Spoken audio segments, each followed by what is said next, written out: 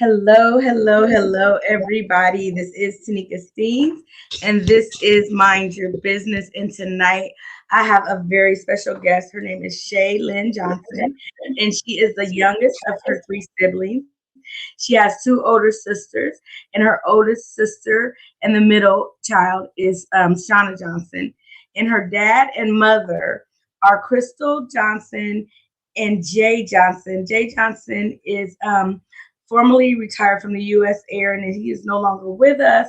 She lost him in 2018, but because of that, she's been inspired to do so much. And this is a beautiful young lady that is thankful with the help from God, her family, and teachers. She's overcome a learning disorder. She had dyslexia, and now she reads more fluently than she ever had when she started reading. And not only that, but this young lady has written a book called The Magical Butterfly, and she won first place in a young authors competition. And so tonight she's just here to talk to us about what it was like overcoming dyslexia and being a child of God and just understanding how she can overcome. And right now she is attending college and she can tell you all about that. And so with no further ado, I would like to introduce Miss SHAI Johnson. Welcome to Mind Your Business, and Thank thank you for you. being my guest tonight. How are you doing? I'm doing well. How about yourself? I'm good, thank you. So, your mom really brags about you a lot. She thinks very highly of you, and I feel like I know you just based off of your mom and the way she talks about you. But I want you to talk about yourself. This is a time for you. And it's hard sometimes for people to talk about themselves, and I understand that. But nobody can tell your story better than you. So if you would, Miss SHAI, tell us who you are, what you do, and why you do it. Well, I am Shay Johnson. I am a junior at UNF, which is University of North Florida in Jacksonville, Florida. Um, I wrote a children's book when I was in the third, no, fourth grade, fourth or fifth grade. And it was an assignment that we had to do for class. And I just wanted the easiest thing for me to write about at that time was about my life. I have moved to Indiana, Muncie, Indiana, and I was in Longfellow. Very proud of Longfellow. It helped me flourish. So this book is basically about that. And the reason why I didn't want a butterfly is because I felt like that was me. I butterfly, it starts with a cocoon. So I felt like that was me. I was in my own shell, and the environment, it just helped me break out of that shell and become a beautiful butterfly, a magical butterfly. Yeah. And so, reading your bio, you said that you found time to just explore your imagination and you like fairy tales and things like that. So, can you talk a little bit about how that inspired you to write your book? Yes. Well, with dyslexia, it's very hard to comprehend most things. So I had to use my imagination a lot just so I could focus in school. I wouldn't fidget or anything like that. So having a big imagination helped me focus. It helped me stay on track. It helped me not stress at a young age. Yeah. You are going to inspire so many young people tonight. And if you don't mind, because there are some children right now that are in the classroom and some are virtually learning.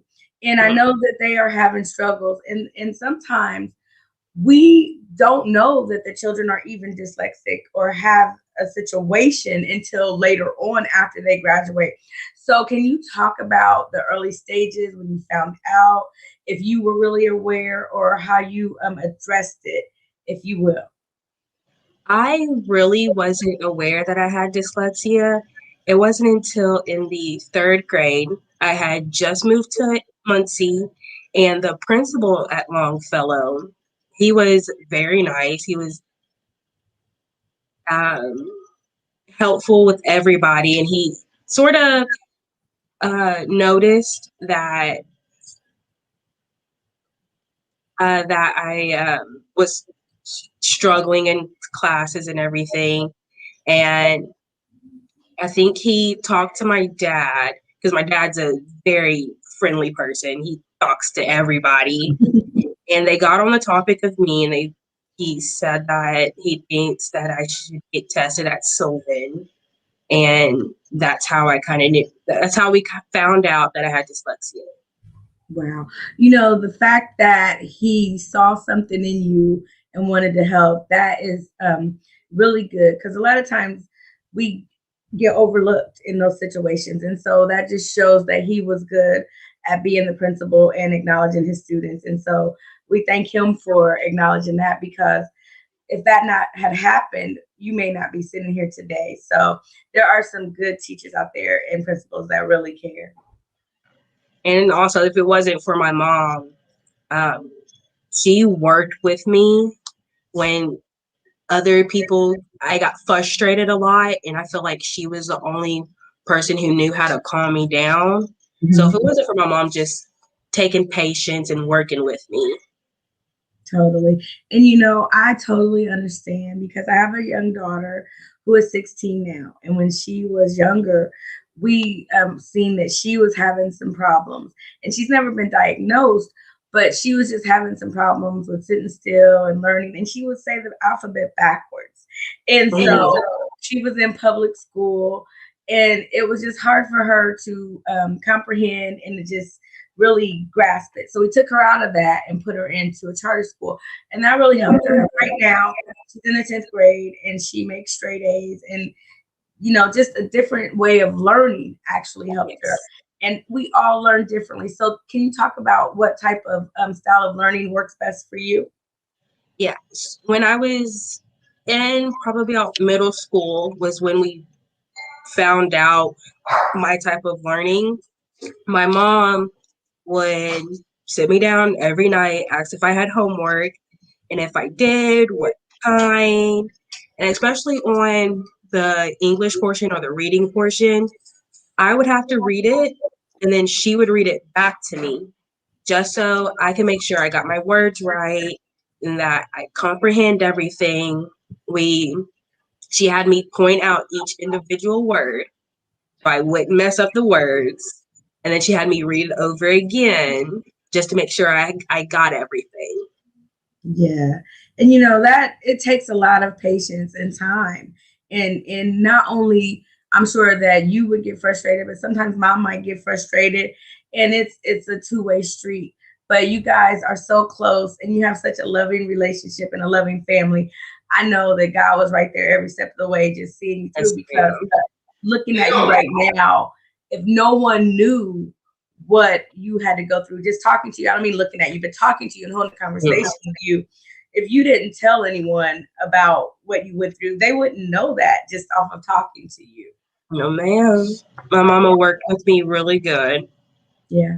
So we thank God for mothers and prayer mothers, and for dads, and for all those educators who care about the well-being of our children. So when you decided to write this book, let's talk about that a little bit more. What inspired you to just sit down? Because I mean, from not being able to read to want to write a book. Now, first, let me ask you this.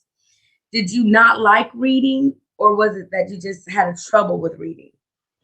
It was just hard. I always wanted to try reading because that was the hardest thing to me. So I wanted to overcome it. And I got frustrated a lot. I won't lie. My letters just kept getting mixed up. So it wasn't like I didn't like reading. It was just really hard. Right. And that's the difference, that I wanted to just make that point, that it wasn't that you didn't like reading. And sometimes we might think that, oh, you're just being stubborn, you don't want to learn, but that's not the case. It's just a different way that you need to learn. But then to pick up a pen or pencil and start writing and telling a story, that's amazing. So when did you first know that you wanted to write? I guess it wasn't until I started writing the story, because I felt like if I couldn't read, I couldn't write a good story, but I did, and I wrote it because I wanted to read it. Mhm. And I felt like when we did make this into a book, I felt like if I could read it, somebody else could. Somebody else with dyslexia, somebody else with learning abilities, they can read this book. Amen. Do you happen to have a copy of the book on hand that Yes, you can ma'am. show everybody what it looks like? Who did the artwork? It was a combination of Christopher Loud and me. That is so nice. And that young lady on the front, does that represent you? Yes, ma'am. Yes. Now, if you don't mind, and you can tell me no, do you mind reading just like a little paragraph out of it for us? I don't mind at all. Okay. So this is going to be like the first 2 pages. Oh, those illustrations are beautiful. I love it. Okay. So it's once upon a time, there was a beautiful little girl named Lynn. Lynn was a very smart girl and loved nature. She loved playing outside in her garden and laying in a nearby meadow, listening to the birds sing. Lynn would play in her garden for 3 days, then lay in the meadow for 3 days. On the seventh day of the week, she would stay inside and work on math problems. Although Lynn was comfortable in nature, she was very shy around people. At school, Lynn would always play by herself at recess and sit by herself at lunch. Wow. You are a very good storyteller. Not only are you a great reader, but just the way that, sometimes people read and they just read word, word, word, but you actually are telling the story. And that is awesome. A lot of people can't do that. And Yes, ma'am. look at your mom. She's back there so proud. She's smiling at you. Let me see your face, Miss Crystal.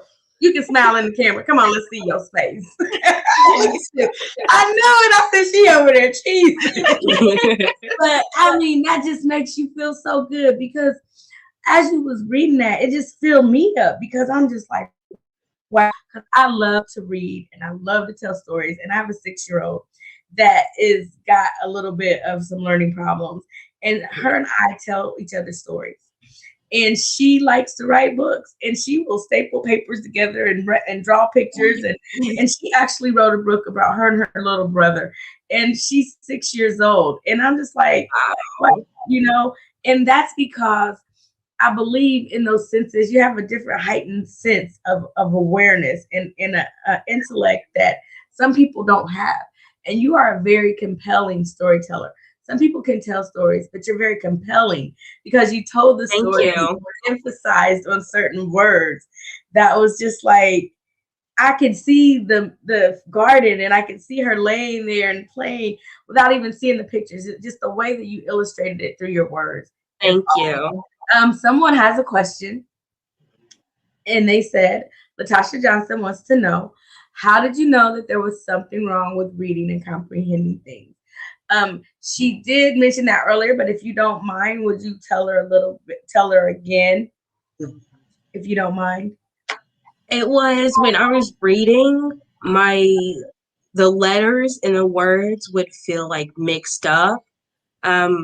Couple of letters that got mixed up for me were my B's and my D's, or my M's and N's. They would always get like mixed up in my head. Yeah, yeah. And you know what? Sometimes we just get mixed up, and that's just how it is. But sometimes we have a gift that has to be explored, and that's all it was God was just showing you your gift in a different way. And I'm just grateful that you took the time to share your story. And not only that, how did you enter it in? Was it okay? So let me ask you this: were you in class and it was a project, or did you just write the story and then enter it into a contest? It was it was an assignment for the class, but my teacher liked it, so the whole school, I think, decided to enter it into the Young Authors Contest. Awesome. So how much does your book cost? It is $6. Okay. And where can you get the book? You can get it from my website. It's called jchrissy.winksite.com/Lynn. Or you can buy it on Amazon. If you look up The Magical Butterfly by SHAI Johnson, it's at Walmart, Barnes and Noble, a couple other sites too. Cool. That's awesome. I really am going to try to do something because I think I would love to be able to purchase some of your books for kindergartners to read. My middle sister, Shauna, she's actually working on a order form for me, which it'll have like my book. I also do customized bundles. It's like there's like a reading pillow, a mask, necklace, water bottle, and a t-shirt. Look at you, entrepreneur. On Yes, top of ma'am. everything else. Look at that. That is beautiful. Can you show us some of the items that's in the back? Yes, ma'am. So this is the mask for the magical butterfly. Okay. That is nice. I also have the reading pillow. I love that. We have just like a little butterfly necklace. We have the water bottle. And we have the t-shirt. That is so cool. I'm gonna reach out to some people because I used to. I'm an advocate of books and reading and children reading, and I've done book drives. I've done book drives where we have got, I want to say raised, but we've got over 1,000 books donated, and we've donated books to different organizations. And so this one organization that I was with, they always do something in a way of books for kindergartens, but I'm going to see if I can partner with them or if they'll partner with me on trying to learn your story, because they do some really awesome things for people. And I want to tell them about you and see if you so much. And if not, then I'm sure me and my husband can put something together and support you in some type of way. Thank you. How much are your baskets? Our baskets are $20 depending on which basket you get. I have multiple. Wow. So that basket right there is $20. This basket is $25. Okay, that is still. I'm like, that is a steal, young lady. That is, I mean, that is beautiful. That's a gift within itself, because all of the things that you have in there, just the necklace alone and the pillow, you know, that is amazing. And so, do you make any of those items yourself, or? I make all of it. I sew and customize and label the pillows. I label the mask. I make the t-shirts, and I make the decal on the water bottle. And so are you incorporated in business? No, ma'am.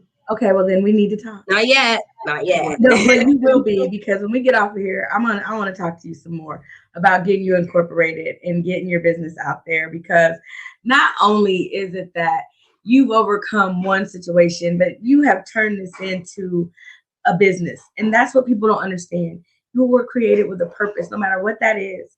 And you can take that purpose and it's your gift, and you can share it with the world. And we want to get your gift out there to the world, because there are people that need to know your story. There are people that need to know that whatever they're going through, they can overcome. And if they hear your story and they understand what you've been through, I mean, I can see you right now just going to schools and talking to children. I can see you reading your story to people. I mean, there's a young lady that, I think it's Pete the cat, and she reads that story for bedtime stories, and I usually do it with my daughter at night, and she will just tell a story at night. But you're a better storyteller. And so I think that would be awesome. Like, if you just got online and started reading your book online, do you do that at all? No, ma'am. Okay, well, we need to talk. So I definitely want to give you some ideals on, and you're probably like, I don't want to do all that. I just wrote a book. But no, you are an amazing young lady. And Thank you. often we don't give kudos to those who are making a way out of no way and that are making a difference and that are just doing things when you could be doing so many other things. You're going to school, you're making products, you are encouraging others. I'm encouraged. And I mean, I'm just sitting here in awe of you and your mom, just the things that she said about you. You are an amazing young lady, but Thank just talking you. to you, you are even more amazing than I can even imagine. And I'm just so grateful that I have you on my show tonight because you are the reason why I do this. So people like you can have a platform to be able to tell their story, to share with the world, to let other people know that if you can do it, they can do it too. So, is there anything else you would like to tell us about yourself, your book, your products? What's your journey in life? What's your next adventure? I am in the process of working on 2 more books. Awesome. Yeah, they're more generated to boys' books. I just felt like there's not enough books for boys. And you're For diverse boys to too, have. girlfriend. You are awesome. Nobody left out. That is amazing. Yeah. It is. So, sometimes we got to pat ourselves on the back. And you deserve that. You deserve to pat yourself on the back. Kudos to you. Congratulations on all that you do and all you Thank continue to you. do. How much longer do you have in school? I think I only have 2 or 3 more semesters, and then after that, I plan on getting my master's in psychology. Absolutely. Absolutely. You can definitely do that. And I can even see you being able to coach others and help them because you have such a warmth to you that just you're kind and you're Thank pleasant you. and your mama did you good. She did right Yes, by she you. did. She My did right. mama and my dad, they Yes, both yes, yes. helped a lot. Yes. Yeah, Well, they were. God bless you and your family. And I thank you and I admire you. You are like my new hero. Thank you. And so, people often think that when they're older, they may not be able to learn something from someone younger, but I believe you can learn something You from can never anyone. stop learning. Never.